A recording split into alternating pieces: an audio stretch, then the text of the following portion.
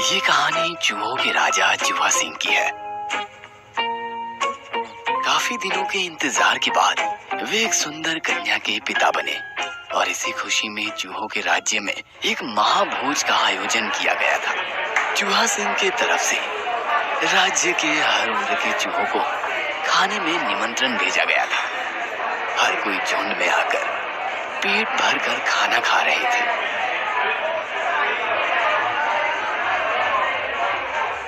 राजा चूहा सिंह उनकी इकलौती बेटी के भाग्य जानने के लिए राज ज्योतिष को बुलाते हैं। राजमहल में राज ज्योतिष चूहा सिंह की इकलौती बेटी राजकुमारी मिनी सिंह का भविष्य विचार करके खुश होते हुए बोले, उत्तम उत्तम अति उत्तम महाराज, हमारी राजकुमारी भाग्यशाली है। इनका विवाहित जीवन सुखमयी है। 19 साल की उम्र में इनका विवाह का योग है। वाह, ये तो खुशी की खबर है। राजकुमारी मिनी सिंह के लिए एक सुवर ढूंढना होगा। नहीं मंत्री जी, सिर्फ सुवर नहीं बल्कि मेरे कन्या के लिए विश्व का सबसे शक्तिशाली वर ढूंढना होगा। राजकुमारी मिनी 18 साल की होने पर ही वर ढूंढना शुरू कर दीजिए।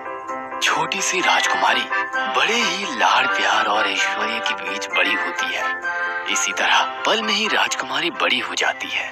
आज उसकी 18वीं जन्म दिवस है और यहाँ महाराज चिंतित है। बस 1 साल में ही राजकुमारी का विवाह योग्य है और इन्हें 1 सालों में राजकुमारी के लिए पृथ्वी के सबसे शक्तिशाली दूल्हे को ढूंढना होगा। इसलिए चिंतित महाराज मंत्रिमंडल को लेकर एक आलोचना करते हैं। मंत्री जी, ये तो चिंता का विषय है। राजकुमारी मिनी सिंह के लिए पृथ्वी का सबसे शक्तिशाली दूल्हा कहाँ से और कैसे ढूंढ के लाऊं, बताइए। महाराज, ऐसा दूल्हा आपको इस राज्य में नहीं मिलेगा।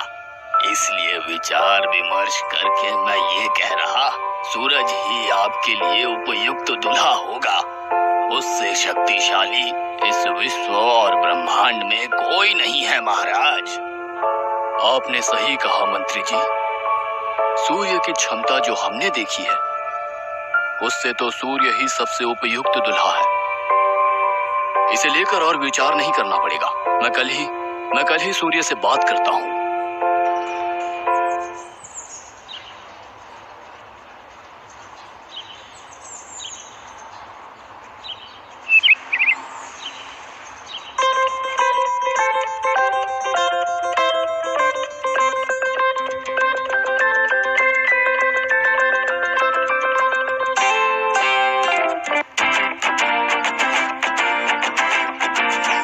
सूर्यराज, मैं आपके पास एक प्रस्ताव लेकर आया हूँ। आपको मेरा ये प्रस्ताव जो सम्मान दिया है उसके लिए मैं आभारी हूँ, लेकिन मैं आपकी कन्या के लिए उपयुक्त नहीं हूँ। आपकी कन्या के साथ मेरा विवाह कराना उपयुक्त होगा, मुझे ये ठीक नहीं लगता। लेकिन क्यों? आप भी तो शक्तिशाली हैं और महाराज पवन ने भी यही कहा था। महाराज, आपने जो कहा वो सच है, लेकिन वो आधा सच है, क्योंकि पवन के वार से मैं गिरता नहीं हूँ, लेकिन मुझे बनाते हैं राज कारीगर और वो तो आपके राज्य के प्रजा है। तो इस पृथ्वी के सर्वश्रेष्ठ अगर कोई होगा तो वो आपके राज्य का एक प्रजा ही होगा।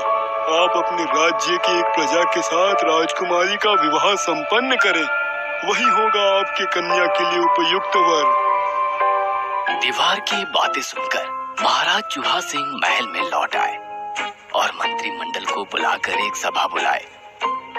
राजा की सारी बातें सुनकर मंत्री जी ने कहा, महाराज, अगर हमें इस राज्य के प्रजा से ही राजकुमारी का विवाह करवाना है तो हमें एक शक्तिशाली प्रजा का चयन करना होगा। तुमने ठीक कहा मंत्री। मुझसे भी ज्यादा अमीर और अच्छा वर को खोजा जाए। माफ कीजिएगा महाराज, आप शायद गलत बोल रहे हैं। मैं गलत हूँ? मतलब क्या कहना चाहते हो? निसंकोच कहो। मुझे लगता है धनी और शक्तिशाली नहीं, भला और सच्चा सबसे शक्तिशाली होता है, क्योंकि साफ मन शरीर से ज्यादा शक्तिशाली होता है। मन की सुंदरता रह जाती है महाराज, और शरीर की सुंदरता समय के साथ साथ ढल जाता है। ऐसा ही पात्र हमारी राजकुमारी को बहुत सुखी रखेगा, और आपकी धन संपत्ति ख्याति राजकुमारी को कभी कोई परेशानी नहीं होगी महाराज। आपने सही कहा, हमें एक ऐसा ही वर ढूंढना होगा। मंत्री जी, किस प्रकार आप भला और सच्चा पात्र चयन करेंगे, वो आप सोचिए। बोलिए मंत्री जी, आप क्या सोचे? महाराज, हम सभा में प्रजा में विवाह योग्य सभी पात्र को आमंत्रण भेजेंगे, और हम एक बस्ते में धन संपत्ति जेवर बर्तन चावल धन भर के रख देंगे, और हम प्रजा को कहेंगे कि वो अपनी मर्जी से जो भी जितना भी ले जा सकते हैं। फिर हम देखेंगे कि कोई कैसे अपना लालच संभाल कर क्या क्या चीज ले जाते हैं। वाह वाह, ये तो बहुत अच्छी बात है। मुझे भरोसा है इस परिकल्पना से हमें राजकुमारी के लिए उपयुक्त वर प्राप्त हो जाएगा। इसके बाद राज्य की प्रजा एक निर्धारित दिन में महल में भोज के लिए आते हैं, और भोजन करने के बाद राजा सूचना देते हैं मर्जी से जो भी चाहे जितना भी चाहे बिना निसंकोच लिए जा सकता है। ज्यादातर प्रजा बहुत ज्यादा उठा ले रहे थे और वहाँ से चले जा रहे थे। उनमें से सिर्फ एक प्रजा बस थोड़ा सा चावल लिया और प्रस्थान किया। तभी महाराज इसका कारण जानना चाहे। क्या बात है, तुम धन रत्न संपत्ति कुछ भी नहीं लिए, सिर्फ थोड़ा सा चावल लेकर जा रहे हो? मैं जरूरत से ज्यादा लेकर क्या करूंगा महाराज? क्यों, वो बेचकर तुम धन की प्राप्ति करते और उस धन से तुम अपने घर वालों को पेट भर के खिला पाते। धन की मुझे आवश्यकता नहीं है महाराज, इसलिए नहीं लिया। मुझे चावल चाहिए थे, वही ले लिया। तो चावल भी तो ज्यादा ले लेते। मैं देख रहा हूँ तुम्हारे कपड़े फटे हुए हैं, तो यही ले लेते। यहाँ आपके निमंत्रण का मान रखने के लिए मैं काम पर नहीं जा सका, इसलिए आज के लिए जितना चाहिए उतना ही लिया हूँ। कल से तो काम पर जाऊंगा, तब जरूरत के हिसाब से चावल खरीद लूंगा। और मेरे कपड़े फटे हैं तो क्या हुआ, तन ढकने के लिए तो काफी है। और ऐसे भी और एक जोड़ी कपड़े हैं मेरे पास, और यहाँ से कपड़े लेना मुझे सही नहीं लगा, इसलिए मैं नहीं लिया महाराज। राजा को अपनी इच्छा मुताबिक और उपयुक्त पात्र ढूंढकर खुशी हुई।